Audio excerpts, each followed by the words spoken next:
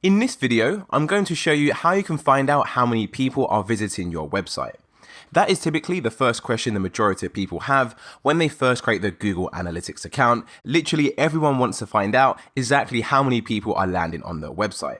To find out how many people are viewing your website, what you want to do is go to the acquisition report on the left hand side under reports. As remember, acquisition is all about how we acquire people onto our website. So as a result, if we go into the acquisition reports, we'll be able to find out exactly how many people are landing on our website.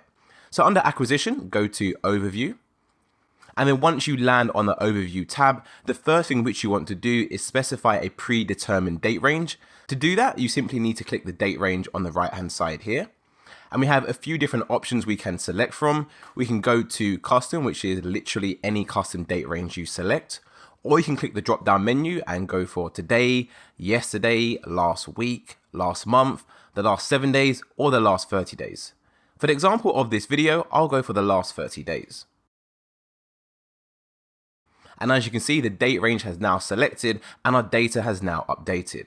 One thing I'd like to clarify is as I'm in the demo account for the official Google merchandise store, which is an e-commerce website, I actually have two columns, one for users right here, and I have another column on the right hand side for conversions. If you do not own an e-commerce website, then 9 times out of 10, you will not see this conversion box right here. You will only see users.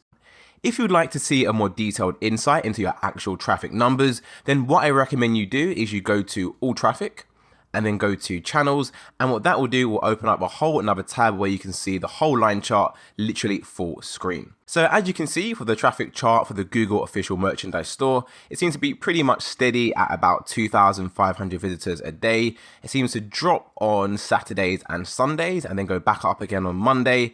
Pretty much the same story for the rest of that week. Drops again on Saturdays and Sundays, increases, drops, increases, and drops again.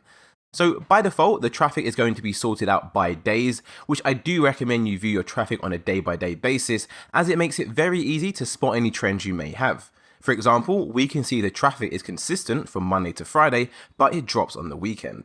If I was to change this from day to week, like I've just done, you can see it's literally almost impossible to see any trends. The traffic looks pretty much steady throughout the whole week. And if I go to the whole month on the whole, you can see it's going to be even a little bit worse.